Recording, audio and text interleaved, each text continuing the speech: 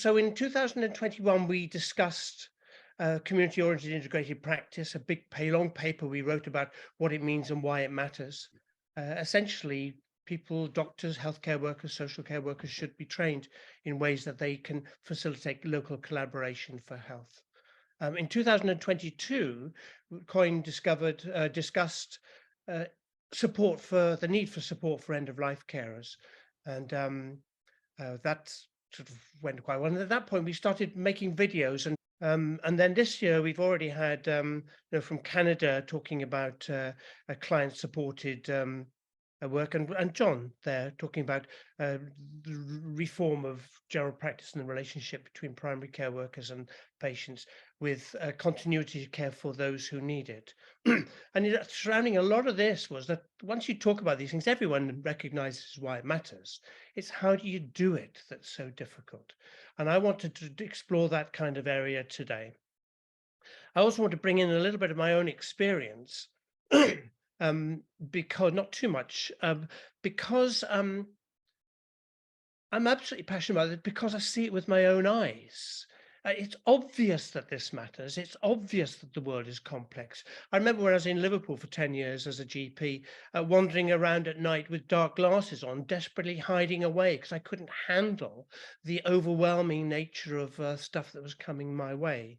And I remember when my wife was dying as well, and being so overwhelmed, just sort of not being able to sort of think straight and jumping at shadows and full of sort of self-doubt.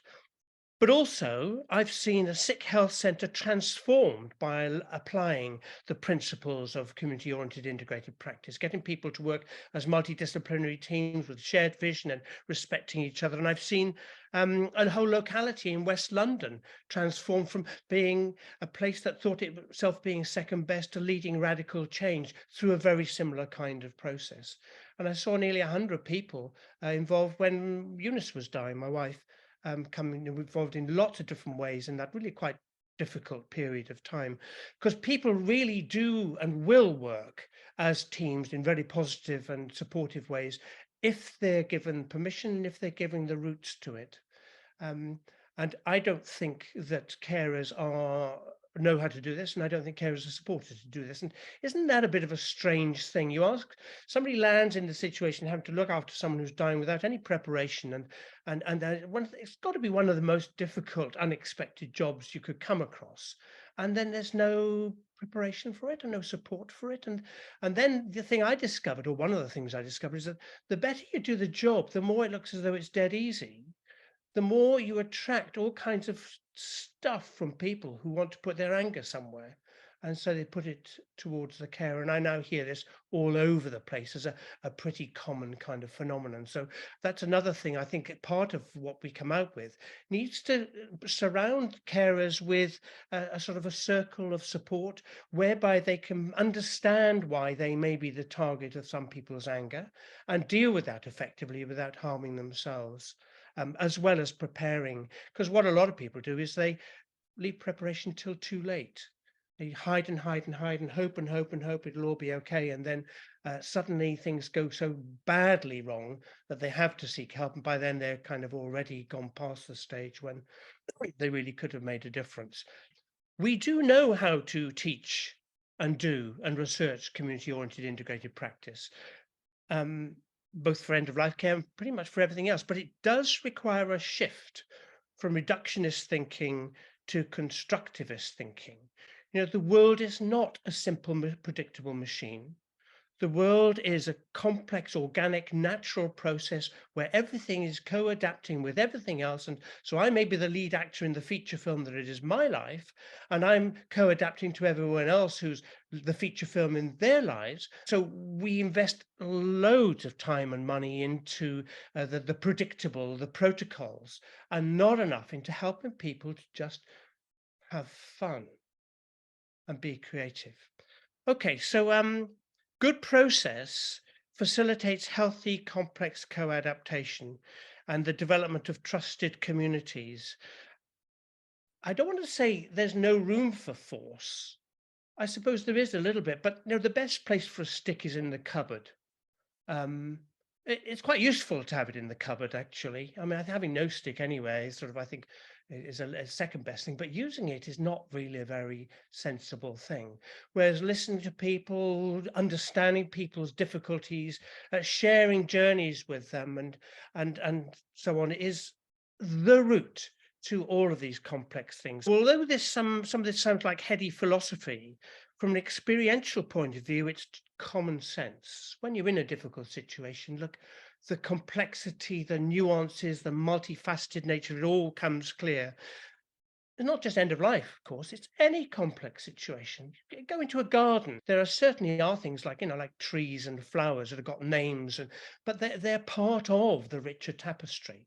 We don't want to do away with them, pretend that they're not there, but we don't want to say they're all that's all there is either. Let's normalize all of this. Dying, we're talking about today, but let's normalize complexity. That's what life is like. Sure, I do need to know if this infection needs an antibiotic, and that's a very focused kind of transactional kind of thing. But also I need to be helpful of patients and to be able to deal with their difficulties with themselves and their families and their uncertainties and so on. I just want to stick in here the dreadful nature of medical training. Isn't it awful that we find each generation the most intellectually able and altruistic of children of that generation, and then we stick them through a training program that ruins them, that brings them to imagine that the world is a simple machine that obeys protocols. It's just a question of which protocol you use. And then you call them doctors, and of course it's not even a doctorate, it's an undergraduate degree, medicine, a long one and full of all kinds of interesting stuff. But wouldn't it be better if they were doctors? Because doctor means teacher, and in order to do a doctorate you do need to understand something about philosophy. So wouldn't it be helpful if they understood something about the kind of stuff we're discussing today? And frankly, I think they should be doing it at school, because this is ordinary common sense. When you get down to it. Why doesn't it happen? I think one obstacle is fear, all kinds of fear. Maybe come back to that and maybe discuss it another day. Why are people so frightened of collaboration? Another might be words. I think words are more limited than we realize, and especially nouns. I think nouns got this sort of sense of being concrete and unchanging, and sort of therefore they're always there. Therefore they're not changing. And I might come back to that too. Other expressions are better at understanding the dynamic, co-creative aspects of the real world, like metaphor and music and humor and touch and dance and poetry. These are not distractions from communication. These are communicating about more complex things than words, I think. I mean, I think it's poetic that Donald Trump applied for re-election as American president in the same month, that's March 2023, in the same month as World Piano Day, and when the film Everything Everywhere All at Once won 7 Oscars, because they highlight 3 ever so difficult and different concepts that Chris has already mentioned about life, things that people use habitually, routinely, all the time. The first is a way of thinking that imagine that the world, Donald Trump I'm referring to, that the world operates in straight lines and compartments with himself as the center. And that kind of discrete, objective kind of thing may be quite useful to make medical diagnosis.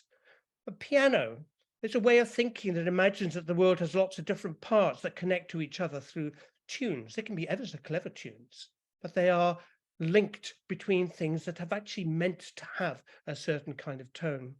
And then there's that film. I don't know if you've seen Always Everywhere All at Once. It's quite hard going, I have to tell you. But it's a way of thinking that imagines that everything is adapting to changes in everything else and co-creating multiple overlapping stories. And that is, to my mind, is useful to understand meaning.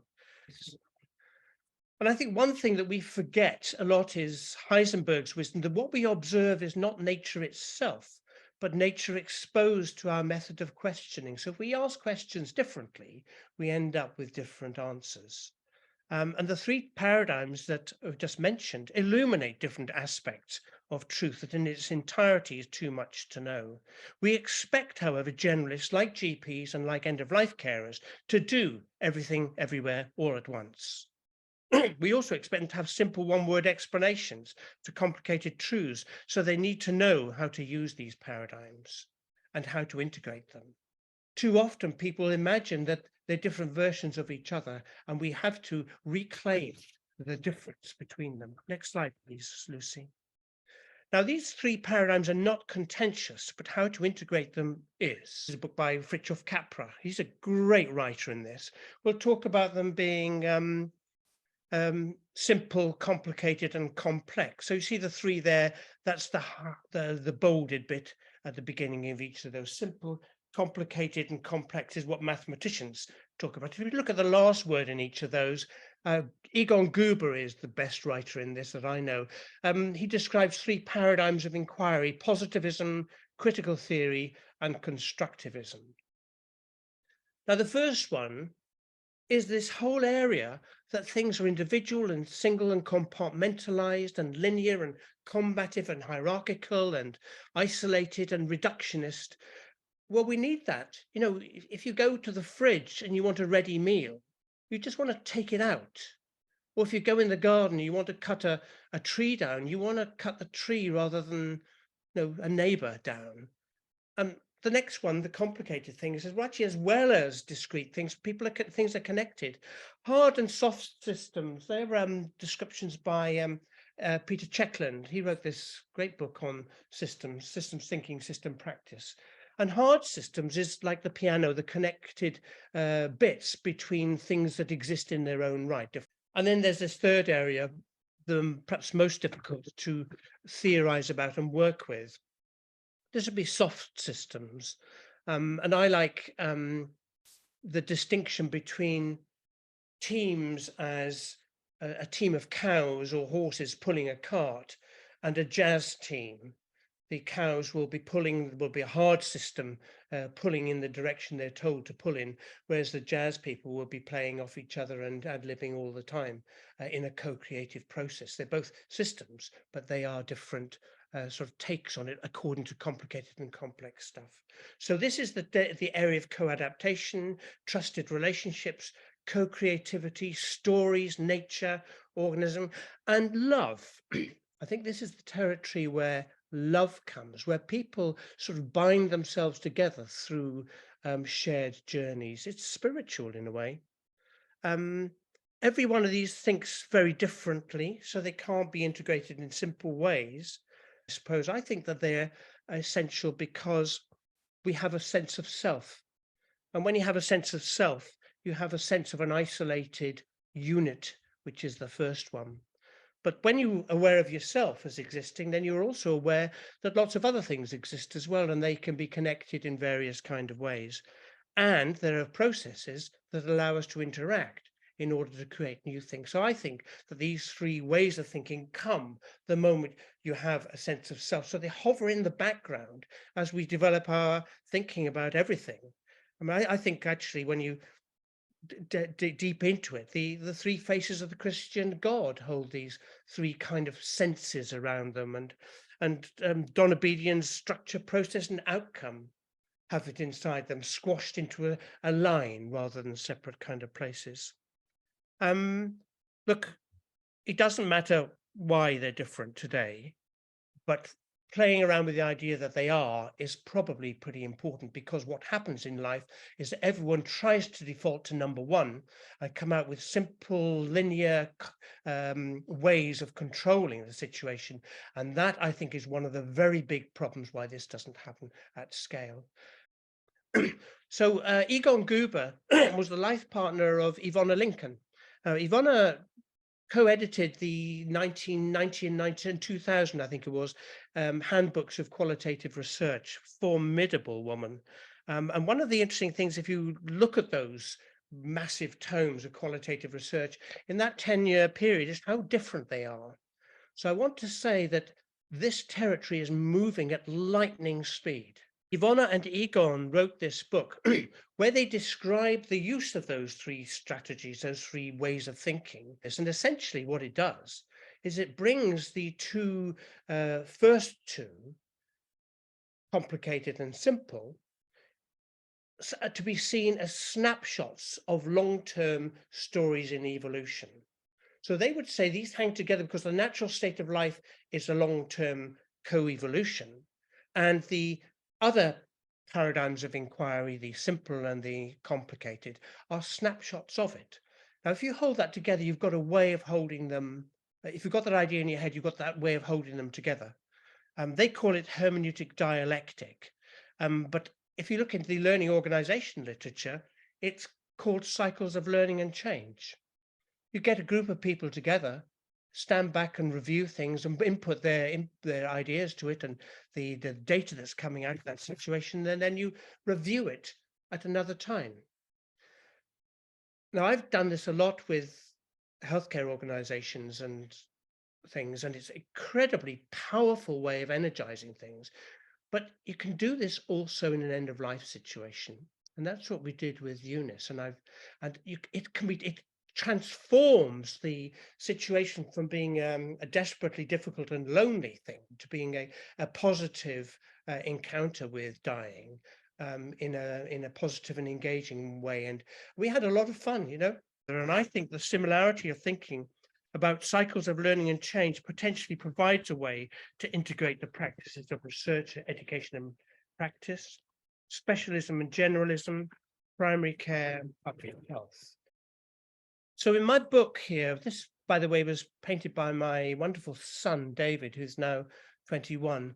The front cover is the publishers had decided to put it on the front cover. In my head, this shows those three paradigms. You have an individual person. You have the image of a machine, that inside this person, there are predictable things to be seen. And then there's the organic, co-evolutionary, changing, complex kind of thing. That I like Alistair McIntyre's take on this. He wrote this book, After Virtue. He says that man in his actions and practice, as well as in his fictions, is essentially a storytelling animal. And I think that is such a helpful insight into the nature of humanity, because it allows us to rediscover important concepts like meaning as coherent stories and identities as sets of stories. We skip in and out of different stories. We behave differently in them. We adopt different cultures in them, with different languages in them, different ways of thinking in them, different stories, different things that make us laugh. But different stories and our identities are made up by skipping in and out of those stories. And also it helps us think of health as being able to rise above adversity within those stories. This is Antonovsky's idea of health being the ability to rise above adversity in order to tell a positive stories. And from the point of view of medicine and science, facts can be seen as snapshots of stories in evolution, providing a way to link together the notion of health and the notion of disease. In 1850, I think it was, Soren Kierkegaard said this, and Carl Wake wrote it or rephrased it about 10 or so years ago. Most organizational theorists, as well as most philosophers, mistake the certainty of structures seen in hindsight for the emergent order that frames living forward.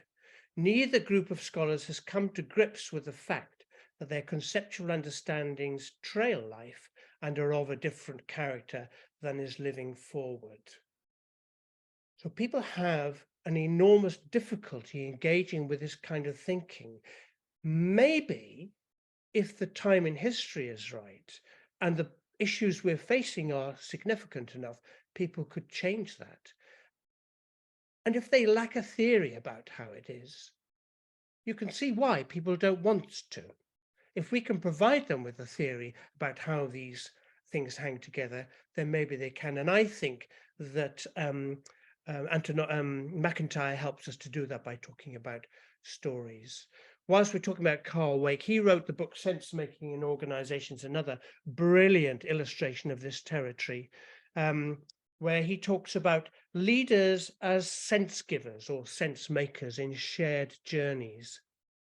Well, that's maybe what a GP is, and maybe that's what an end of life carer is. Someone who helps people to make sense of it all. He also talks about stamp out nouns and stamp in verbs, but I've already said something about it. So let's move on, please. Because I think times are changing.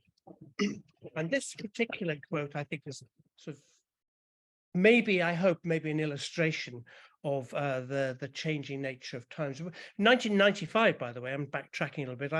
I thought that at no time in my life would the NHS be accepting of the ideas I stood for, which is why I accepted a post in South Africa to set up a national training and research unit, which then fell through because I didn't think it would be possible in my lifetime to be saying the things I'm saying to you today.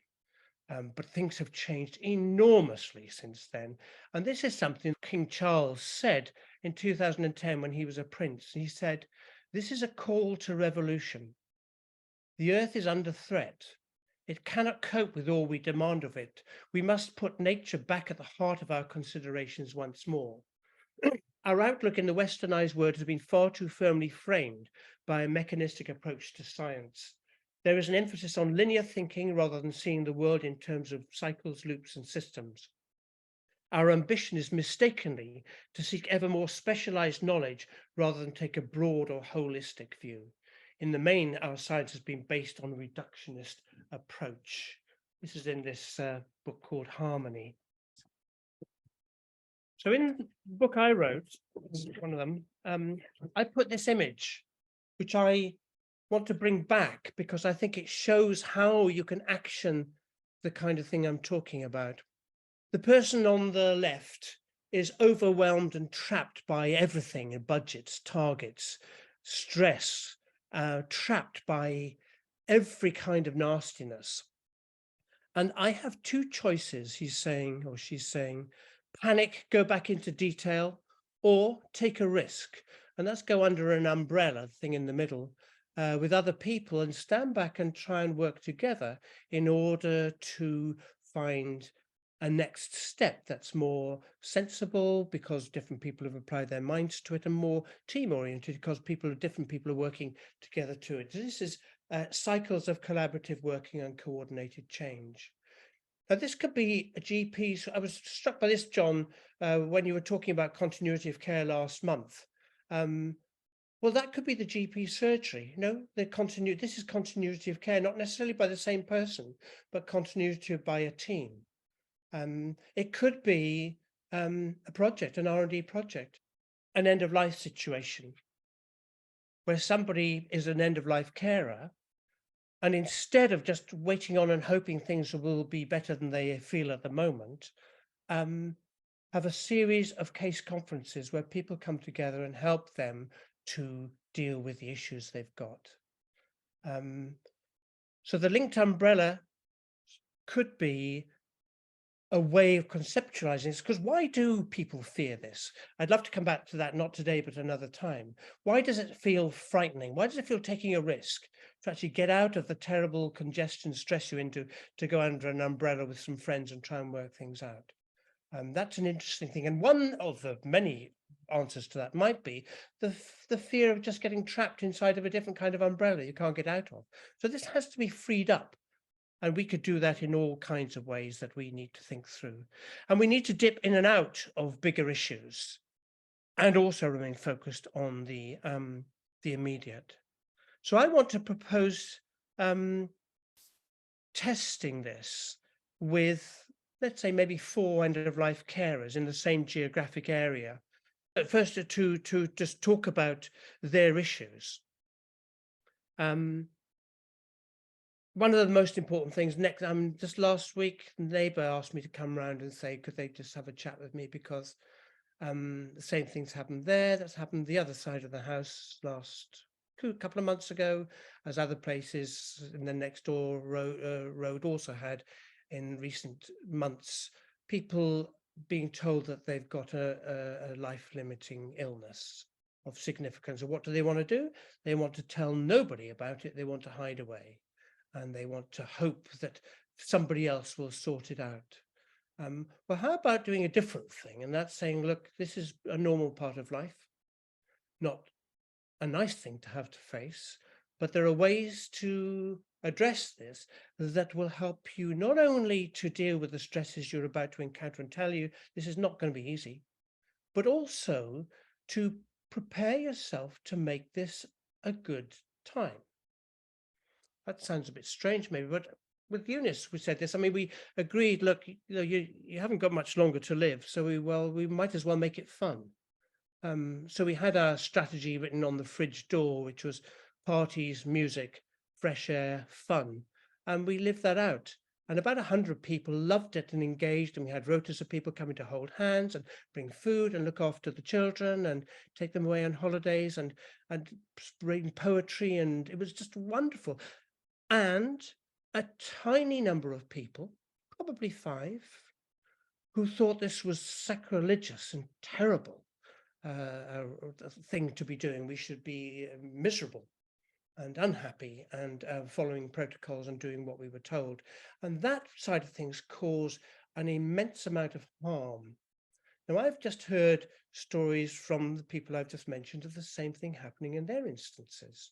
Long lost cousins, brothers, sisters arriving on the doorstep, telling you what to do and telling them that they're no good, or finding out that the patient in a way is not necessarily the person that's dying, but somebody else who just can't handle it. And the dynamics of these household dramas is not at all obvious and straightforward. And wouldn't they benefit from this kind of approach? I've deliberately put this in to not talk to it. This is my bigger picture. I spent a long time on this because it's got 5 areas that have really influenced me in my life. Took me a long time to distill it from 20, and then inside each of those are 3. So that's 15, and that's already too much. And so what I'm going to do is not talk about it. And of course, this is what we do. Because there is so much to do, it seems to be so difficult, we don't talk about it. But one way or another, for me, I've been trying to make sense of this territory for quite a long time. Okay, I'm proposing 5 modules, and I'm going to skip through these pretty quickly because in any case, they're going to be worked out in a pilot, but this is where I'm up to it so far, that there are 5 areas, I suggest, that could be usefully explored by a carer, or a medical student, or a student in a school. I do want to just re-emphasize the first point is to give people space to speak for themselves, not to hit them with a course, but to say this is understandable. And if you want to, there can be some help for you. And one aspect of help will be this course. It's got downloadable videos that you can watch on your own, or it can be a course where you do with other carers in your same street, so that you can form a nucleus of support for each other's locally. And then, of course, there are faith communities that want to get involved with this. I've got a pharmacist that wants to be involved with this, an undertaker that wants to be involved with this, and there are general practices and community services that also expressed interest to give this a go. So first module, we're all end-of-life carers. What do I want to achieve? So I may have landed in the role of a carer, and the course is meant me to be confident as an end-of-life carer, but what do I want out of this? When I come out of it, what kind of person do I want to have done? When I look back on what I achieved, what do I want to have achieved? This is the doing bits. And very often people think that this is the only thing carers do, and they certainly do that, but they are in some senses the easy bits. I don't really want to call them easy because they're not easy at all. But they're things like feeding, moving, toileting, anticipating danger.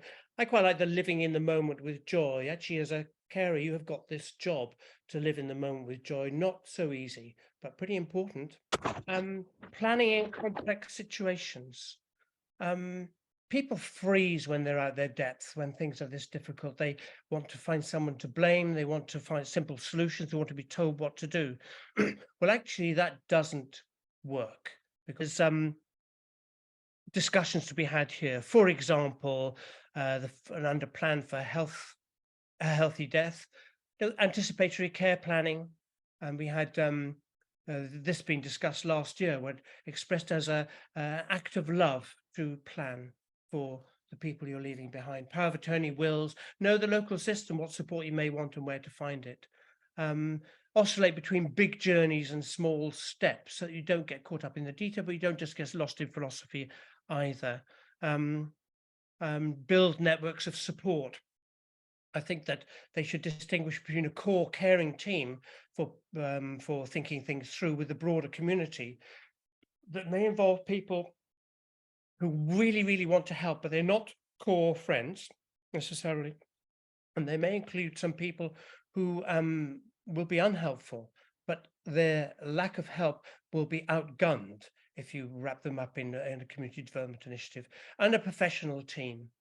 The carer needs to have a named GP, a named palliative care nurse, a named district nurse, a named social worker, so that, and those people need at an early stage to have some team relationship building with them as like a case conference, a multidisciplinary case conference, so that they build the sense of team and the sense of continuity and a sense of importance and support for the carers. But after that, a lot of the support can be done by mobile phones. Or I woke up in a panic one night because I thought, well, who's going to sign the death certificate? Because we've gone past the rules of when it's a coroner's case. Things are going quite well. Eunice, in this particular illness, lived for a year and a half, 18 months. She was predicted to die after 6 months. And in that time, she didn't have a night in a hospice or a hospital, which meant that she was now outside the rules of anyone being allowed to sign the death certificate. Well, I was kind of completely lost with that and driven into panic by it. And another thing, I woke up in the middle of the night and thought, what happens if I have to take her into a hospital in the middle of the night? And who's going to look after the kids that are in bed next door? I haven't arranged anyone to do that. Well, there were loads of people who would have done it. Lots and lots and lots of people, but I hadn't thought to ask. So just having the opportunity of discussing with people to say, well, what about the kids? Trying to do everything on your own is too difficult. You'll build a caring environment and number one, create an environment that stimulates respect, forgiveness, and care. People so easily want to find fault, and model the culture you want. If you want a culture that's respectful, well, be respectful. If you want a culture that's fun, well, have fun. Don't talk about it, do it. And that can be done too. Once you give people permission. When I went to see my next door neighbor just last week, the room was filled with green. Everywhere there was flowers. And I said, God, this is great, because I've been in there before and there weren't flowers. He said, well, I've discovered flowers. And I hadn't realized now, and I'm sort of catching up. I want to know how they smell and whatever. And well, look, why not? Do these things now when you know you haven't got so much time left. Community-oriented integrated practice. Carers should know something about, number one, for example, the job of health professionals should be as much to help people to do things for themselves as to do things to them or for them. Doctors, remember, doctor means teacher. Palliative care nurses, district nurses, they should be helping the carer to do these things for themselves. Research and development. Well, shouldn't everyone know that randomized controlled trials don't work in this situation? They're quite useful for certain aspects of focused truth, but not to understand complexity. So we need facts and stories. I don't think that's so difficult for children to understand, and maybe professors and universities can get it too. I'll just throw in the music and arts could develop compassionate communities. The idea of music as a force for love and a force for social unity has been around for a very long time. Well, this can surely be reintroduced as something that happens in a locality. So I want to propose policy for community-oriented integrated practice that we get any primary care networks and integrated care boards that we can, Consider commissioning university-linked localities. We discussed that in London Journal of Primary Care Days, that a university should align itself to a whole locality so that they can do their randomized controlled trials at the same time as they do lots of other things and link together theory and practice, individuals and communities, research and education. Also, GPs and others need rapid access to specialist knowledge. We did this in Ealing, where we made an arrangement with the hospital so the GP could, like from a patient's home, phone up and get there and then advice from a hospital specialist about how to deal with something. And well, that kind of stuff is pretty cheap and simple to set up, and it gives a tremendous sense of being on top of things and having the right information at the right time. And if complex interventions, one other thing we did in Ealing is we set up to gather the same data from different geographical areas about the same thing. We were doing diabetes in those days. So we hospital admissions for diabetes, diabetes controls, we got them every practice in the whole locality to gather the data about that. And then we were able to show that the complex intervention got everyone doing similar kind of things, outperformed those that had targeted interventions, getting everyone to do things for themselves. Well, you can do that all over the place if you have the same geographical area. Number two, students, GPs, and end-of-life carers should have routine training to lead community-oriented integrated practice, including how to facilitate cycles of collaborative learning and coordinated change. It's a kind of a series of meetings or parties, really, where you build communities in different contexts. And of course, now we're talking about end-of-life care, but there's lots of other contexts you can talk about that. And let's change the language about health to be the ability to progress positive life stories. Diseases get in the way of this, but diseases are not health. They're the things that get in the way of health. When I feel stressed, I don't feel so healthy, but it's not making me feel healthy. It's making me feel stressed. And if I've got, a headache, similarly, paracetamol is really helpful, but not to give me health, to get the headache out of the way. Here between us, we could start doing this kind of stuff in a really modest kind of way with maybe 4 carers or 1 primary care network or whatever. And